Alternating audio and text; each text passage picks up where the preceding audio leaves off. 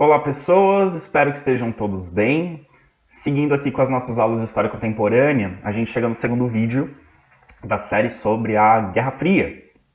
Lembrando que para o pessoal da informática esse é o último vídeo, para o pessoal da administração tem mais dois. Pois bem, no primeiro vídeo a gente falou um pouco do contexto da Guerra Fria, o que aconteceu após a Segunda Guerra Mundial, os acordos que foram feitos, as definições entre os países vencedores e das negociações, das definições, das regras estabelecidas. O mundo acabou se dividindo em dois blocos, o bloco capitalista e o bloco socialista.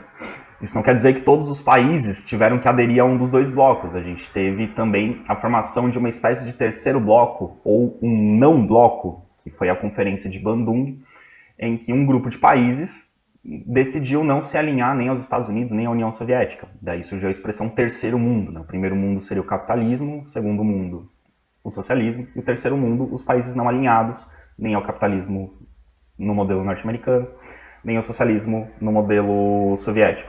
Mas esses países do terceiro mundo, esse terceiro bloco, são países subdesenvolvidos e não eram países com grande relevância no contexto internacional, com grande relevância econômica, relevância militar. Então as duas grandes potências que dominam a disputa pela hegemonia no mundo pós-Segunda Guerra Mundial são Estados Unidos e União Soviética. E a gente viu que essa disputa começa já com o final da Segunda Guerra Mundial, quando os Estados Unidos lançam as bombas atômicas em Hiroshima e Nagasaki, deixam claro para o mundo o potencial bélico que eles têm e que qualquer potência que queira desafiar os Estados Unidos vai ter que ter um potencial bélico semelhante. E aí a União Soviética inicia imediatamente suas pesquisas para também ter armas nucleares, e já em 1949 a União Soviética já faz os primeiros testes com armas nucleares. Isso leva a uma corrida armamentista. Então, a União Soviética começa a desenvolver armas nucleares, os Estados Unidos começa a desenvolver armas nucleares melhores. Os Estados Unidos começa a desenvolver armas nucleares melhores, a União Soviética começa a desenvolver mais armas e tenta desenvolver ainda mais a tecnologia. E os Estados Unidos respondem tentando desenvolver ainda mais a tecnologia. E assim por diante. Isso se torna uma corrida armamentista, de ver quem tem as melhores e mais potentes armas. Isso eleva em muito o potencial destrutivo das guerras. Fica claro que se Estados Unidos e União Soviética resolverem entrar em guerra, eles podem destruir o mundo com o potencial bélico que tem. Então a Guerra Fria também é um momento em que o mundo constantemente tem medo que ou Estados Unidos ou União Soviética resolvam iniciar uma guerra direta entre eles. Eu digo guerra direta porque o período ficou conhecido como Guerra Fria porque os Estados Unidos nunca declararam guerra oficialmente à União Soviética, nem a União Soviética aos Estados Unidos. Mas houve muitas guerras nesse período dos Estados Unidos contra aliados da União Soviética e da União Soviética contra aliados dos Estados Unidos. Então esses países se envolveram em conflitos armados para defender seus interesses, mas nunca diretamente um contra o outro, sempre de forma indireta, sempre contra algum aliado ou algum país que estava tentando mudar de lado. Nesse contexto de corrida armamentista, juntamente, meio que consequência da corrida armamentista, surge uma corrida espacial. Essa corrida espacial a gente pode encarar por dois aspectos. O primeiro aspecto é um país tentando mostrar para o outro que a tecnologia dele é melhor. Então, quem chegar no espaço primeiro, quem levar o primeiro homem ao espaço, quem levar o primeiro homem à Lua, tá demonstrando que tem uma tecnologia superior. Então vai mostrar que o seu regime econômico é melhor do que o do outro, porque leva um desenvolvimento maior. Mas a gente não pode dissociar a corrida espacial da corrida armamentista. A corrida espacial também vai ter efeitos na corrida armamentista. Se você consegue desenvolver um foguete que vai para o espaço, você também consegue desenvolver um foguete que vai atravessar o oceano e acertar outro país. Então, esses dois desenvolvimentos, o desenvolvimento bélico, que é o desenvolvimento das armas de guerra, e o desenvolvimento de tecnologia espacial, eles conversam, não é totalmente independente um do outro. Então, a corrida espacial não é só uma coisa de, vamos mostrar quem é capaz de ir para o espaço, não. A tecnologia espacial, ela é utilizada na guerra. E também utilizada nas telecomunicações, enfim, tem várias serventias. A corrida espacial não é só o lado do glamour de ter levado alguém para o espaço. Mas na propaganda, tanto comunista quanto capitalista, chegar ao espaço era um símbolo de superioridade com relação ao outro. E esse antagonismo entre o bloco socialista e o bloco comunista leva até uma diferença de terminologia.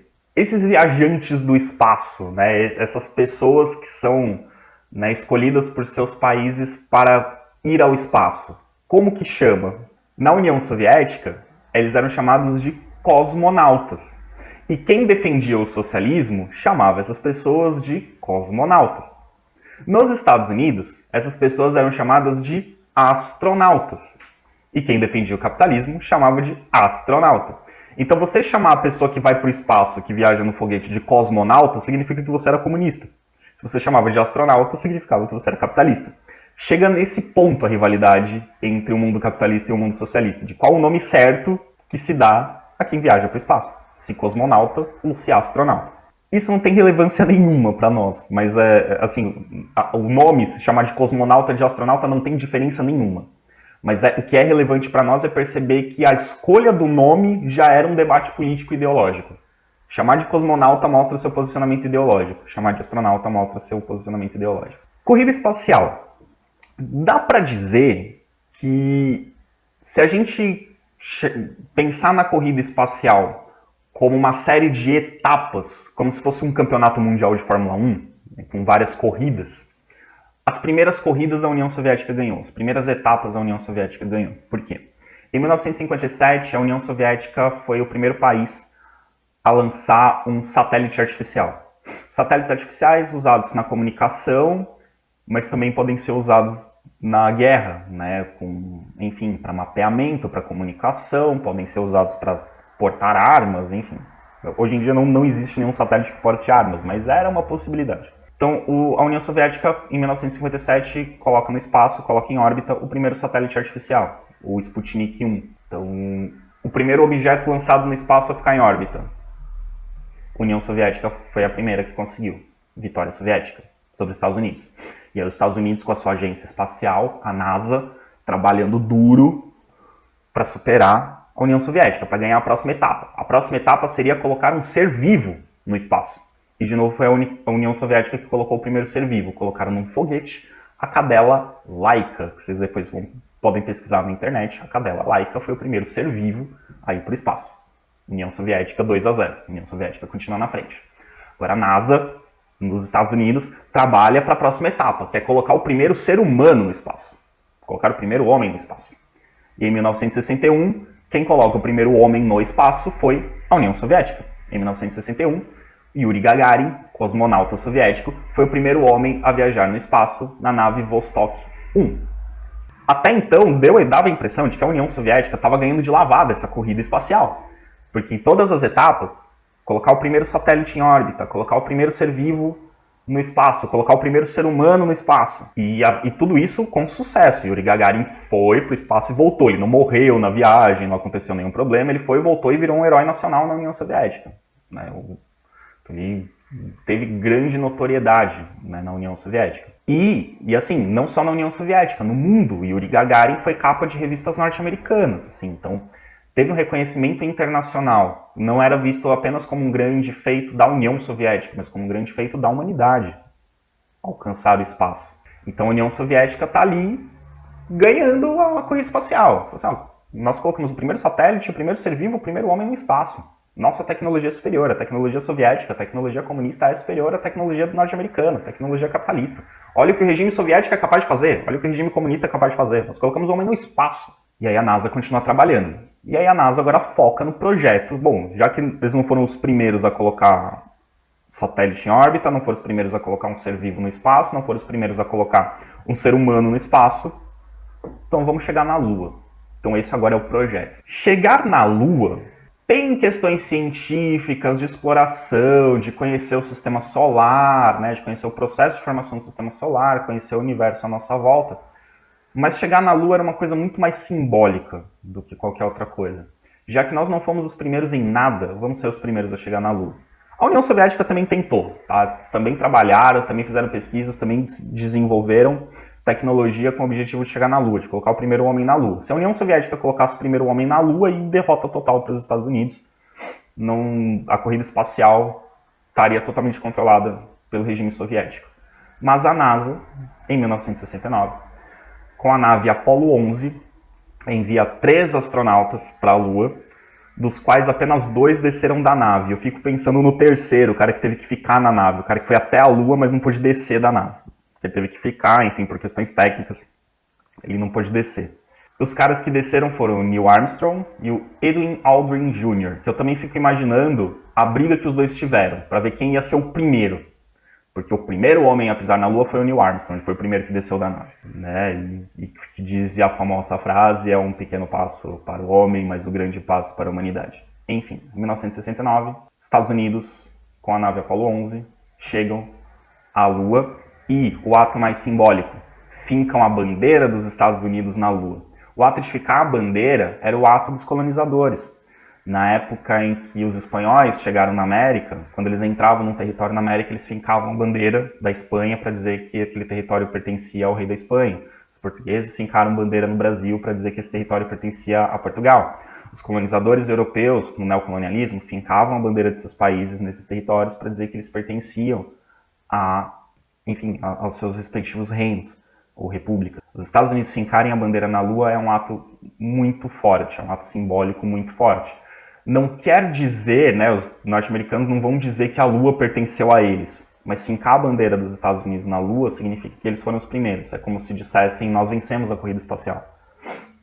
Foram os primeiros a chegar na Lua e até agora os únicos. Nenhum outro país enviou expedições tripuladas à Lua. Hoje a China está tentando. A China tem um projeto de levar os primeiros chineses à Lua. Mas até agora só os Estados Unidos levaram. A União Soviética acabou desistindo do projeto e não chegou a enviar nenhum foguete à Lua. Quando os Estados Unidos chegaram, abortaram a ideia. Tipo, não tem porque nós temos o segundo. Vamos investir em outra coisa. E a chegada do homem na Lua foi um evento extremamente marcante também da história da humanidade. Foi assim como o Yuri Gagarin chegar ao espaço e ele foi filmado, né? Ele fez filmagens do espaço. E disse também uma famosa frase, né? Se a frase do Neil Armstrong é famosa, é um pequeno passo para o homem, um grande passo para a humanidade, o Yuri Gagarin disse a famosa frase, ela é azul. Ele vendo a Terra do espaço, disse essa frase, ela é azul. E filmou, né? Fez imagens, fotos. E além do fato dos norte-americanos terem sido os primeiros a chegarem e filmaram, essas imagens foram transmitidas pela TV para o mundo todo. E isso foi muito marcante, e os Estados Unidos fizeram toda a propaganda, toda a campanha de mostrar como a tecnologia deles era superior. Então essa corrida espacial ela teve um significado muito forte, né, ali dentro da disputa da Guerra Fria. E, enfim, só um parênteses também, pra galera que gosta das teorias da conspiração e tudo mais, fala assim, mas os Estados Unidos não chegaram na Lua de verdade, foi tudo feito em estúdio, para enganar os soviéticos e dizer que eles chegaram primeiro, mas na verdade não chegaram coisa nenhuma. Vamos esclarecer algumas coisas, né? Teorias da conspiração. Primeiro, os soviéticos eram os maiores interessados em desmentir os Estados Unidos. E eles reconheceram que os Estados Unidos chegaram na Lua. Segundo, eles não reconheceram porque são idiotas, eles reconheceram porque eles tinham dados que comprovavam isso. Então, se fosse uma fraude, os soviéticos teriam sido os primeiros a descobrir. Nessa época da Guerra Fria, você tinha espiões da CIA, dos Estados Unidos, espalhados pelo mundo inteiro, e espiões da KGB, da União Soviética, espalhados pelo mundo inteiro. Eles descobriam coisas muito mais difíceis de descobrir do que se a viagem para a Lua fosse uma fraude. Então, se fosse uma fraude, os espiões soviéticos teriam descoberto. Né? Não tem porquê eles aceitarem, não, realmente chegaram na Lua. Se fosse uma fraude, eles teriam descoberto, teriam desmentido e teriam usado isso fortemente como propaganda. Olha os capitalistas mentirosos. Aí tem aquelas outras coisas. Se a bandeira... Que é esse argumento bem bobo, assim. Como é que a bandeira está tremulando se na Lua não tem vento? A bandeira não está tremulando, ela está num suporte para ela ficar estendida. Para todo mundo ver que era a bandeira dos Estados Unidos. Se ela não tivesse num suporte, ela ia ficar caída, ninguém ia ver que era a bandeira dos Estados Unidos. Então, ela está num suporte, ela não está tremulando, ela está paradinha num suporte.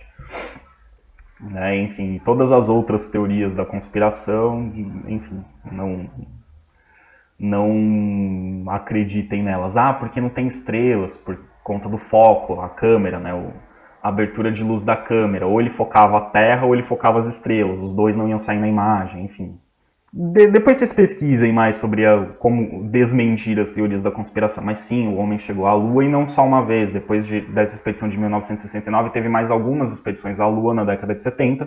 mas depois a NASA parou de mandar homens para a Lua porque não tinha o que fazer na Lua. E hoje em dia as explorações da Lua, as missões de exploração são feitas por satélites, são feitas por robôs, não tem a necessidade de mandar gente para a Lua hoje em dia para fazer as pesquisas referentes à Lua, ao Sistema Solar, enfim. E aí eu deixo para vocês o debate aí, né? Quem foi mais importante? Yuri Gagarin, sendo o primeiro homem a chegar no espaço, e vejo ali, né, capa da revista Time, que é uma das mais importantes revistas dos Estados Unidos. E assim, tipo, os americanos deram um braço a torcer. Falaram, olha, realmente os soviéticos foram os primeiros a chegar no espaço e eles ganharam essa. Quem foi mais importante, então? O soviético, o cosmonauta Yuri Gagarin, primeiro homem a chegar no espaço, ou o astronauta norte-americano Neil Armstrong, que foi o primeiro homem a pisar na Lua e fincou a bandeira dos Estados Unidos lá. Fica para vocês essa discussão. Então, como eu estava dizendo, a corrida espacial também favoreceu o desenvolvimento da indústria bélica. Então surgiram novas armas de longo alcance. É o que eu falei, se você tem um foguete capaz de chegar na Lua, partindo dos Estados Unidos e chegando na Lua, você consegue fabricar um míssil partindo dos Estados Unidos e chegando na União Soviética. Então a corrida espacial ela também andava ali lado a lado com a corrida armamentista. Então surge, por exemplo, o ICBM, o Míssil Balístico Intercontinental, que, como o nome já diz, é um míssil que parte de um continente e atinge outro. Então ele pode atingir um alvo a milhares de quilômetros. Só que junto com essa tecnologia de ataque também surgem as tecnologias de defesa, como o míssil antibalístico, que ele é capaz de destruir um míssil balístico antes de atingir o alvo. Então é um míssil, então você está sendo atacado por um míssil, você usa um míssil antibalístico para atingir o míssil inimigo e ele explodir no céu, na atmosfera, antes de atingir o alvo. Então você tem as tecnologias de ataque e as tecnologias de defesa. Estados Unidos e União Soviética começam a fabricar tanto os mísseis de longo alcance para atacar os inimigos, quanto as barreiras de proteção, né, os mecanismos de defesa para não serem atingidos pelos mísseis inimigos. E aí começa tanto os Estados Unidos quanto a União Soviética a ampliar sua presença militar. Não apenas usando seu próprio território, mas usando o território dos aliados. Então todos os países da OTAN começaram a construir bases militares para abrigar mísseis norte-americanos. Então os norte-americanos começaram a posicionar mísseis não só nos Estados Unidos, mas nos países da OTAN. E a maioria dos países da OTAN está na Europa, portanto está pertinho da União Soviética. Então tem um monte de míssil na Europa virado para a União Soviética. Só que a União Soviética não deixa por menos.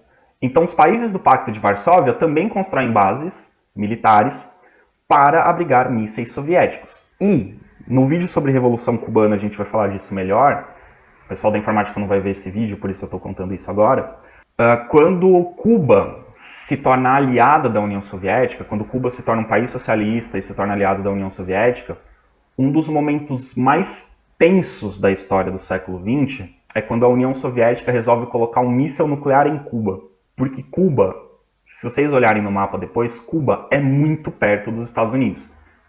Dá para ir de barco tranquilamente de Cuba até a Flórida, que é o ponto dos Estados Unidos mais próximo de Cuba. Tipo, é muito perto. E aí a União Soviética manda de navio mísseis de longo alcance para Cuba, mísseis nucleares para Cuba. E Cuba, estamos aqui guardando mísseis soviéticos.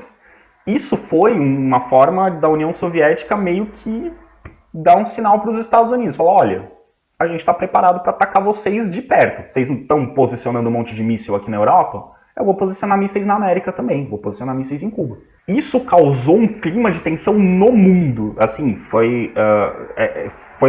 esse episódio que ficou conhecido como a crise dos mísseis de Cuba, ficou conhecido também como o dia que o mundo quase acabou. Porque ali ficou muito perto, foi muito perto de haver uma guerra. Porque os Estados Unidos viraram para a União Soviética e falaram, não coloquem, viraram para Cuba e para a União Soviética, não coloquem esses mísseis aqui. E aí Cuba e a União Soviética falaram, a gente vai colocar.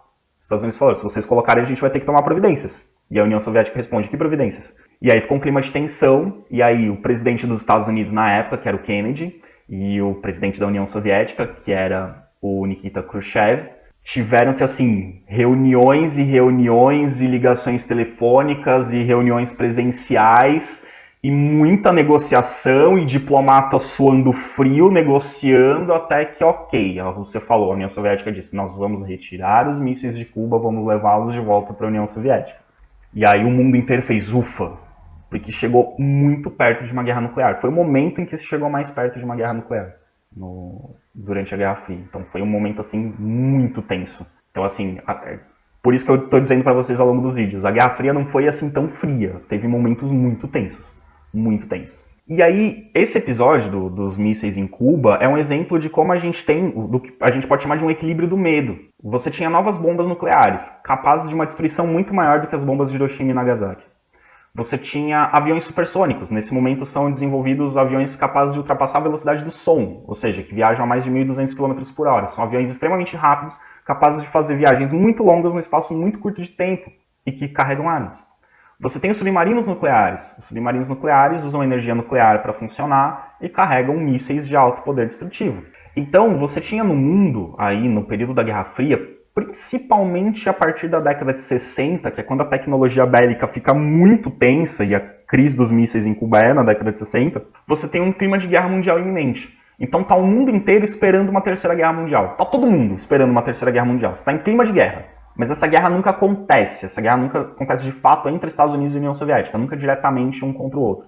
Mas eles estão preparados para uma guerra, e uma guerra que tinha potencial para ser a mais destrutiva de todas. Então tá todo mundo com medo o tempo todo. E aí episódios como o da crise dos mísseis de Cuba faziam o mundo inteiro ficar apreensivo. Porque uma frase errada, uma colocação errada, uma provocação mal feita, ou um dia de mau humor de um presidente de um dos dois países, poderia causar uma catástrofe internacional. Então foi um momento ali de muito sangue frio de quem administrava essas questões, tanto nos Estados Unidos quanto na União Soviética. E, além dessa guerra iminente, né, mas nunca concretizada, você tinha uma guerra tão importante quanto, talvez até mais importante, mas essa sim não era fria, era uma guerra ativa, que era uma guerra de informação. A agência secreta dos Estados Unidos, a CIA, e a agência secreta da União Soviética, a KGB, como eu já disse no slide anterior, tinham espiões espalhados pelo mundo inteiro, coletando informações e roubando informações um do outro. Então esses filmes de espionagem que vocês veem, né, porque o espião, tal, não sei o que, é inspirado nesse período porque isso realmente existia. Você tinha agentes da CIA infiltrados em países comunistas, você tinha agentes da KGB infiltrados em países capitalistas, tentando coletar informações e descobrir informações sobre desenvolvimento de armas, desenvolvimento de tecnologia, planos de guerra. Então os dois países ficavam tentando coletar informações uns dos outros, o tempo todo. A KGB, ela não existe mais, mas existe. A Rússia tem ainda ali seu serviço secreto, seu serviço de espionagem, de coleta de informações, mas não funciona exatamente da mesma forma como era na época da Guerra Fria. Mas os Estados Unidos ainda tem a CIA, né? Ainda tem essa agência de espionagem que tem agentes pelo mundo todo.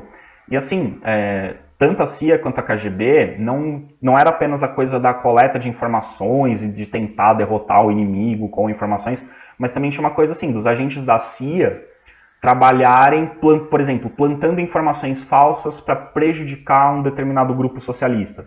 Num país da América Latina em que o socialismo estivesse crescendo, agentes da CIA ajudavam o governo local a combater os socialistas, ou plantavam informações falsas para a opinião pública se voltar contra os socialistas. Ou em momentos em que os socialistas vencessem eleições, assumissem o poder, a CIA ajudava o país a articular golpes para derrubar o governo socialista e colocar no lugar um governo capitalista, eventualmente até ditaduras. A CIA ajudou algumas ditaduras ao redor do mundo, principalmente na América Latina. Mas a KGB também fazia o mesmo, para ajudar grupos, para ajudar a manter o regime socialista nos países aliados da União Soviética. Então essas agências, elas tiveram um papel importante tanto para os Estados Unidos quanto para a União Soviética de fazer, digamos, o jogo sujo, o jogo dos bastidores, o jogo que ninguém podia ficar sabendo, né? Se você perguntava para os Estados Unidos, vocês estão apoiando a ditadura militar, as ditaduras na América Latina? Eles, não, nós somos democráticos. Mas a CIA estava lá envolvida ajudando as ditaduras a se manter no poder. Então, tinha esse lado, né, de agir secretamente e fazer as coisas não muito corretas para manter o seu poder e tentar derrotar o inimigo. E voltando ao título do slide, né, por que equilíbrio do medo? Porque, no fim das contas, Estados Unidos e União Soviética não se atacaram por medo. Porque um sabia que se atacasse o outro ia responder de forma igual ou pior e que os dois países iam ser destruídos e que provavelmente o mundo ia ser destruído. Mas o que... Né, então, assim, para um país tomar a decisão de lançar uma bomba nuclear no outro, tinha que ser uma coisa muito, muito, muito grande. Então, o medo sempre falou mais alto nesse contexto. E é muito complicado quando você vive num mundo em que as decisões são tomadas com base no medo. E era basicamente isso que acontecia durante a Guerra Fria.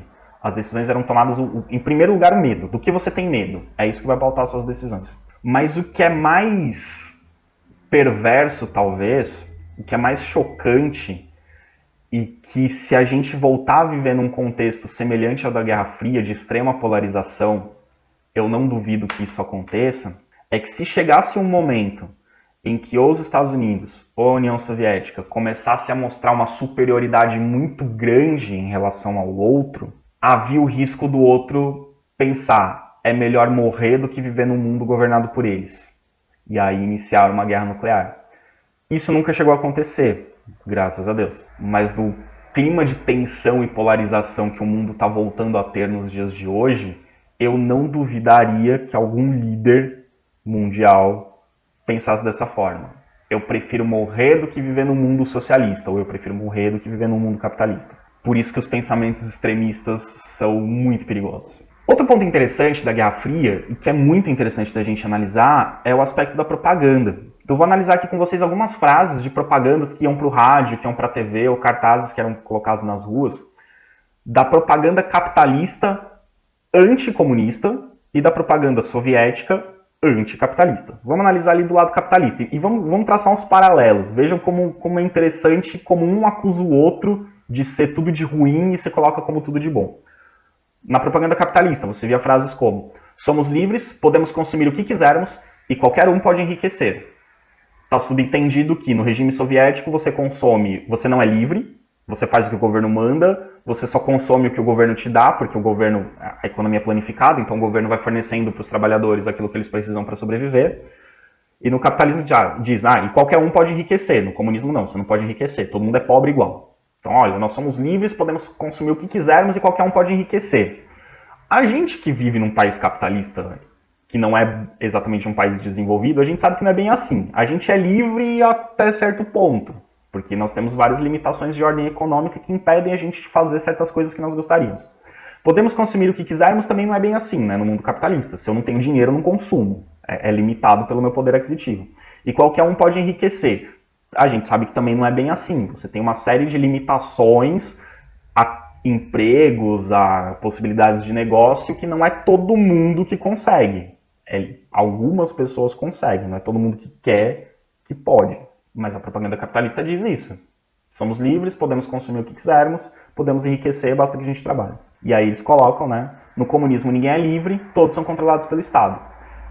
Isso tem esse medo de ser controlado pelo Estado. Nos Estados Unidos isso sempre foi muito forte, porque nos Estados Unidos a ideia de liberalismo é muito forte.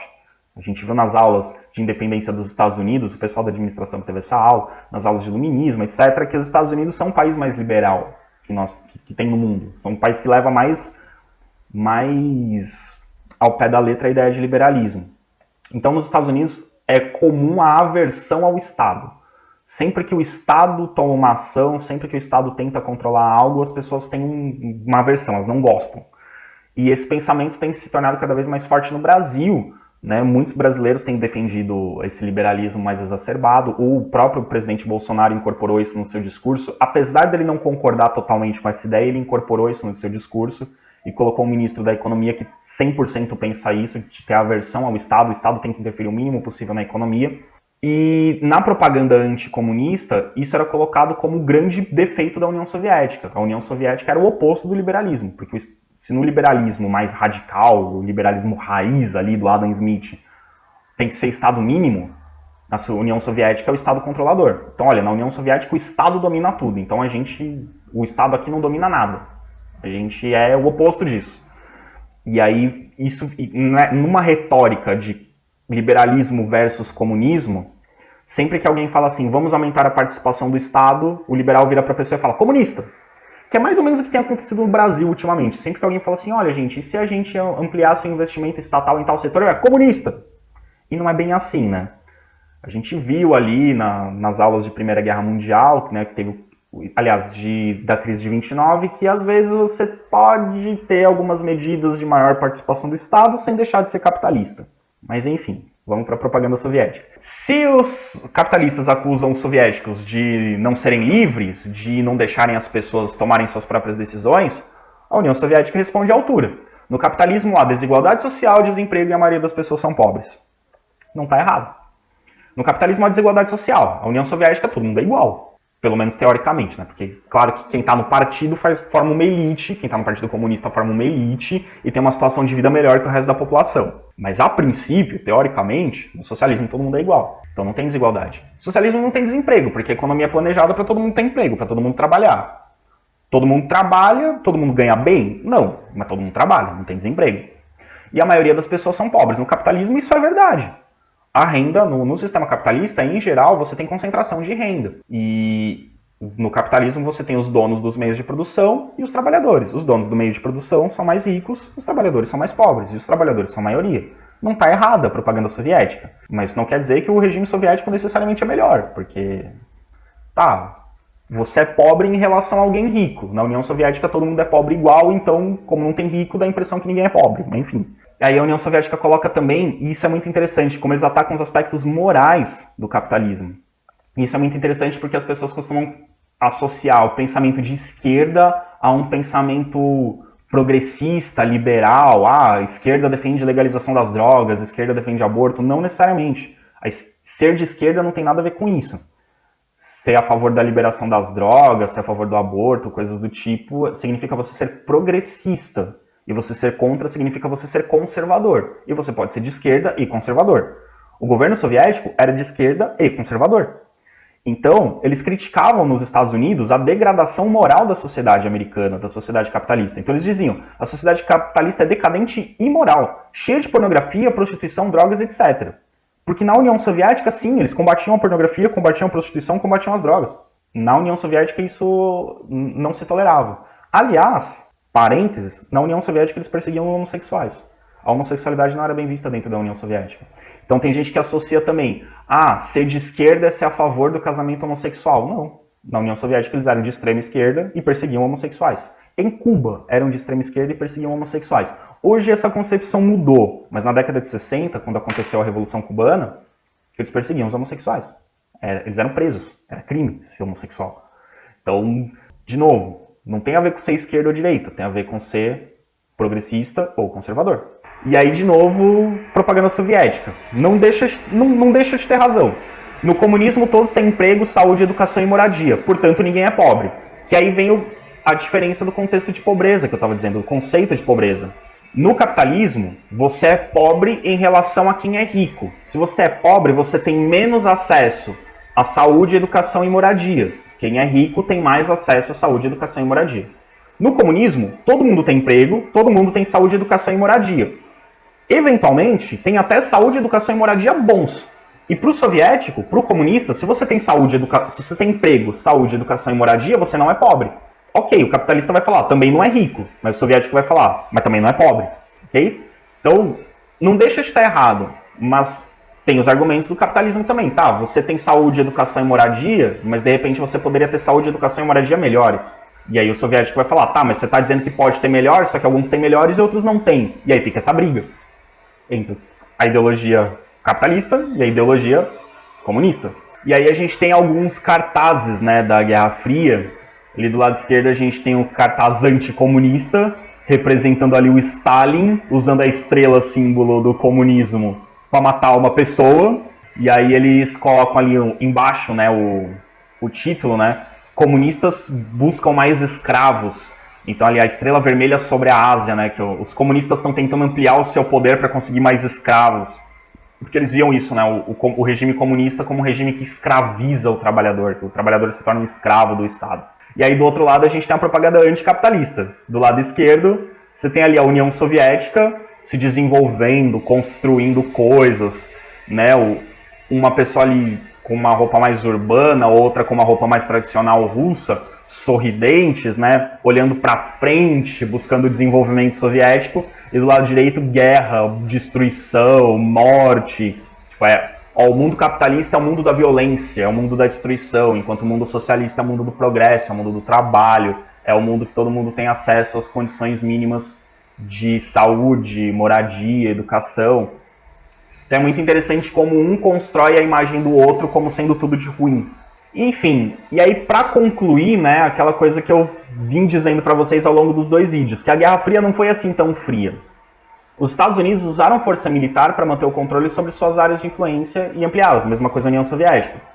Então, dentro do mundo capitalista, os Estados Unidos colocavam bases militares em países, colocavam armas em países, faziam barganhas militares em países, tipo, olha, você está querendo virar socialista? Toma cuidado, hein? Eu tenho umas armas aqui que podem ser usadas contra você. Tanto os Estados Unidos quanto a União Soviética também. A União Soviética também tinha uma presença militar forte, e tanto os Estados Unidos quanto a União Soviética, quando um país queria mudar de regime, eles invadiam. Então, quando um país capitalista estava se tornando socialista, os Estados Unidos atacavam. Quando um país socialista estava se tornando capitalista, a União Soviética atacava.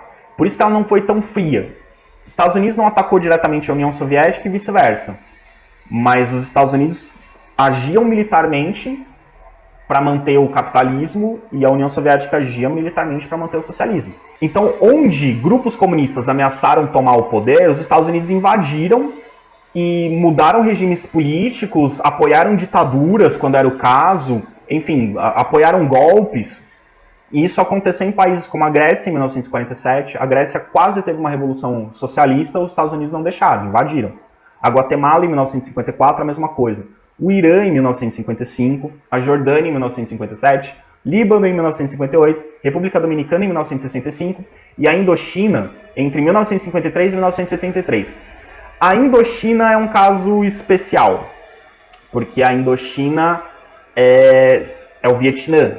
E aí você teve a Guerra do Vietnã, em que os Estados Unidos foram muito prejudicados, a opinião pública foi muito contra o que aconteceu na Indochina, mas foi o grande símbolo, né, provavelmente a grande derrota dos Estados Unidos durante a Guerra Fria foi a Guerra do Vietnã. Já a União Soviética usou suas tropas para conter e acabar com revoltas anticomunistas. Então países que integravam o bloco socialista, mas que tiveram revoltas contra o socialismo, também foram atacados. Isso aconteceu na Hungria em 1956, aconteceu na Tchecoslováquia em 1968, e além disso, outros países, a União Soviética não invadiu, mas ela ofereceu apoio militar e apoio financeiro para que esses países lutassem contra as manifestações anticomunistas. Isso aconteceu na Polônia, isso aconteceu na Albânia, na Romênia, na Bulgária e na Iugoslávia. E também a União Soviética ocupou militarmente de forma muito pesada a Alemanha Oriental. A Alemanha Oriental era muito militarizada, então tinha uma presença forte da União Soviética lá. E aí, em 1961, o grande marco da Guerra Fria foi a construção do Muro de Berlim, porque a Alemanha foi dividida, virou, né, a Alemanha Ocidental capitalista e a Alemanha Oriental comunista, mas a Berlim, que é a capital da Alemanha, ficou do lado oriental. E aí, para não ter briga, dividiram Berlim também. Então, metade de Berlim ficou com o bloco capitalista, metade de Berlim ficou com o bloco socialista. Só que aí, para dificultar a vida dos capitalistas, a União Soviética construiu um muro separando os dois lados de Berlim, ninguém podia atravessar o muro. E assim, famílias foram separadas, amigos ficaram anos sem se ver, enfim. Construíram um muro, que o objetivo era dificultar o acesso dos países capitalistas ao lado de Berlim Ocidental, ao lado de Berlim, o lado capitalista de Berlim, porque aí ficou a cidade ficou isolada, né, o lado capitalista de Berlim ficou isolado no meio da Alemanha Oriental. Então o objetivo do muro era assim, dificultar para que os capitalistas abandonassem e eles tomassem Berlim de volta. Mas os capitalistas mantiveram, abasteciam por avião, enfim, foi todo um transtorno, mas conseguiram manter. Então teve atos de hostilidade de Estados Unidos e União Soviética, não diretamente um contra o outro, mas de forma indireta, como no caso do Muro de Berlim, ou nos países que estavam dentro das suas áreas de influência. Aqui a gente tem imagens, né, do Muro de Berlim, e ali do lado direito o mapa de Berlim, né? Como eu tinha explicado no outro vídeo, na verdade, tanto a Alemanha quanto Berlim foram divididas em 4 áreas, uma para cada país vencedor da guerra. Mas como 3 países eram capitalistas e um era socialista, ficou um lado capitalista e um lado socialista. E aqui os conflitos mais próximos entre Estados Unidos e União Soviética. Foi onde os dois países chegaram mais perto de lutar em guerra direta um contra o outro. Entre 1950 e 1953 houve a Guerra da Coreia. A Guerra da Coreia começou porque desde 1945, ao final da Primeira Guerra Mundial, vocês lembram que a Coreia tinha sido ocupada pelo Japão. Quando a Coreia deixa de ser ocupada pelo Japão, a Coreia se divide. O norte comunista e o sul capitalista. E até hoje nós temos a Coreia do Norte comunista e a Coreia do Sul capitalista. Foram feitas, desde então, várias negociações para os países se reunificarem, para voltar a ser só uma grande e feliz Coreia. Mas todas essas negociações fracassaram, porque o norte era comunista e queria ser comunista, o sul era capitalista e queria ser capitalista. Não teve acordo. Só que aí a Coreia do Norte resolveu invadir a Coreia do Sul para reunificar e fazer tudo um grande bloco comunista. E nessa intervenção, nesse ataque da Coreia do Norte à Coreia do Sul, os Estados Unidos apoiaram a Coreia do Sul e a União Soviética apoiou a Coreia do Norte. Então foi ali um momento mais próximo de Estados Unidos e União Soviética entrarem em guerra direta, mas não chegaram a entrar em guerra direta. Ficou limitado entre ali o conflito norte e sul. Nessa disputa, morreram cerca de 3 milhões de civis norte-coreanos e 500 mil civis sul-coreanos. Então, os Estados Unidos atacaram a Coreia do Norte, fizeram a Coreia do Norte recuar e manteve-se o que nós temos até hoje de Coreia do Norte comunista, Coreia do Sul capitalista. Outro conflito, então ali os Estados Unidos venceram, digamos, foi uma vitória do mundo capitalista. Agora, a derrota do mundo capitalista, e foi a grande derrota do mundo capitalista, foi a Guerra do Vietnã, entre 1960 e 1973. O Vietnã, a mesma coisa que a Coreia, estava dividido em dois, Vietnã do Norte comunista e Vietnã do Sul capitalista. E aí os Estados Unidos mandaram tropas para o Vietnã do Sul com o objetivo de impedir que o Vietnã do Norte invadisse o Vietnã do Sul e unificassem. E assim, os Estados Unidos foram assim, o Vietnã é um país minúsculo, pobre, subdesenvolvido, sem tecnologia, os Estados Unidos foram pensando, a gente vai chegar lá, vai ser um passeio, a gente vai acabar com o Vietnã do Norte, vai virar tudo um Vietnã só, lindo e capitalista.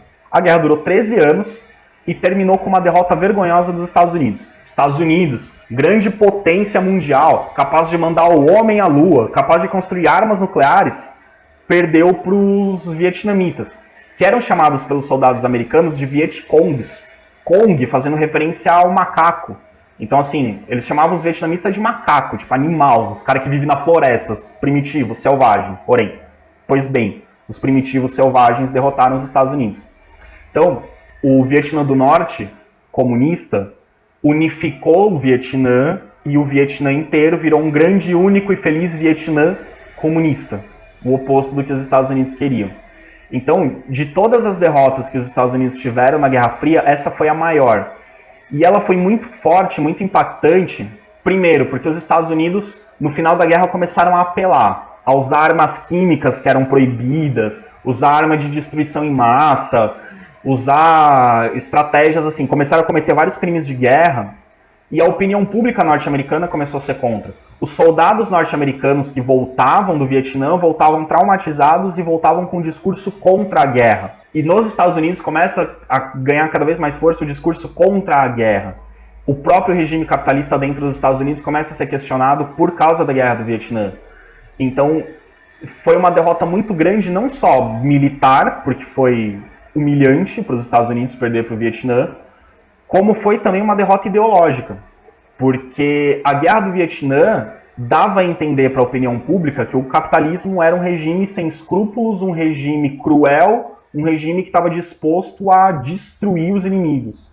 Então, do ponto de vista ideológico, isso enfraqueceu também os Estados Unidos, isso enfraqueceu o capitalismo naquele momento. Então a guerra do Vietnã foi muito simbólica e ela é um marco dentro da política e da cultura norte-americana, porque aí surge um movimento de que, olha, dentro dos Estados Unidos, né, de que, olha, talvez nós não possamos fazer o que nós quisermos com o mundo. Nós somos a grande potência, o país mais rico, mas talvez a gente deva respeitar os outros países de vez em quando, não invadi-los e tentar destruí-los para impor os nossos interesses. Então a Guerra do Vietnã é muito significativa.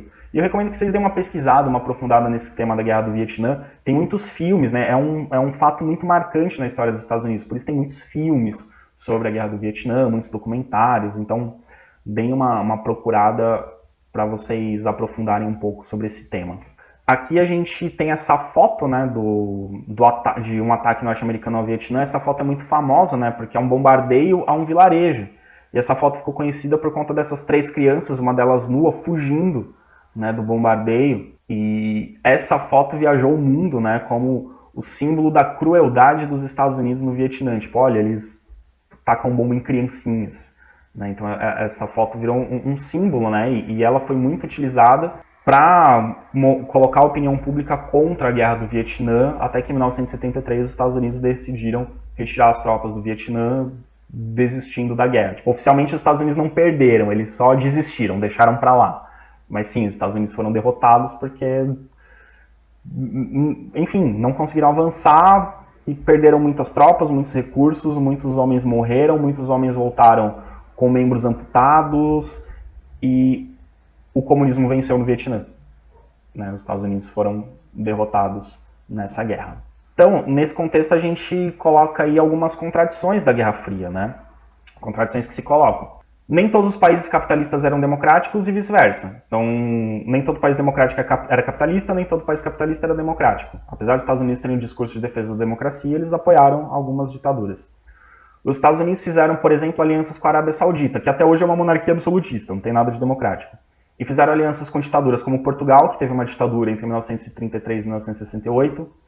Fizeram aliança com Cuba, antes de Cuba ser socialista, que é o tema do próximo vídeo.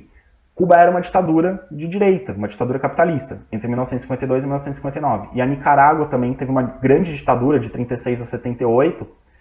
E os Estados Unidos apoiaram esses regimes antidemocráticos porque eles eram anticomunistas. Então, para os Estados Unidos era mais importante defender o capitalismo do que defender a democracia. Os Estados Unidos também ajudaram a dar um golpe de Estado na Venezuela, em 1947, para evitar o avanço comunista. Na Guatemala, em 1966, na Bolívia, em 1971 e no Chile, em 1973. Tudo isso porque nesses países não é que um governo comunista foi eleito, mas era um governo que não estava alinhado aos interesses dos Estados Unidos. No Chile era um presidente socialista, por exemplo, mas eram governos mais à esquerda, mas não necessariamente eram governos alinhados à União Soviética, mas eram governos que não eram alinhados aos Estados Unidos. Então os Estados Unidos ajudaram a dar golpes nesses países para tirar esses governos e colocar governos alinhados ao liberalismo e ao capitalismo norte-americano. Mas a União Soviética também não era lá essas coisas. E uma coisa também que eu sempre falo, que é importante vocês levarem em conta.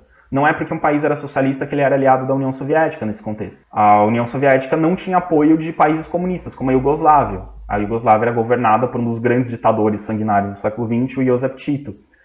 O Josip Tito, ele queria que a Iugoslávia fosse a grande referência do mundo comunista, por isso ele era inimigo da União Soviética. Ele queria que o bloco socialista fosse comandado pela Iugoslávia, não pela Rússia. Então ele era inimigo da União Soviética. A China também, ela apoiava a União Soviética desde 1949, mas a partir de 1958, ela virou praticamente inimiga da União Soviética, apesar de também ser comunista. Então a União Soviética passou a ter 2 grandes inimigos num determinado momento, os Estados Unidos e a China, porque a China também queria ser a referência do bloco comunista. E a China, como a gente vai ver em outro momento, a China tem um comunismo estranho, porque a China é internamente muito comunista e externamente muito capitalista. E aí a União Soviética virava para a China e falava: vocês estão fazendo o comunismo errado, não é assim o comunismo. E aí a China falava: esse é o comunismo que dá certo, o comunismo de vocês vai falir daqui a pouco. Não acho que os chineses estavam certos, porque a União Soviética acabou e a China continua com o mesmo modelo até hoje. Enfim, então essas são algumas contradições da Guerra Fria. Com essa informação, a gente encerra a parte específica de Guerra Fria, e aqui termina a sequência do pessoal da informática, que depois vai para outro tema. O pessoal da administração ainda tem 2 vídeos, um específico sobre a Revolução Chinesa e outro específico sobre a Revolução Cubana. O pessoal da informática que não tem essas aulas, se quiser, depois eu mando os links dos vídeos para vocês estudarem por conta. O pessoal da administração, isso faz parte do programa, então vai ser cobrado em prova. Então vocês vão ter que estudar a Revolução Chinesa e Revolução Cubana. Ok? Vejo vocês no próximo vídeo, pessoal. Até mais.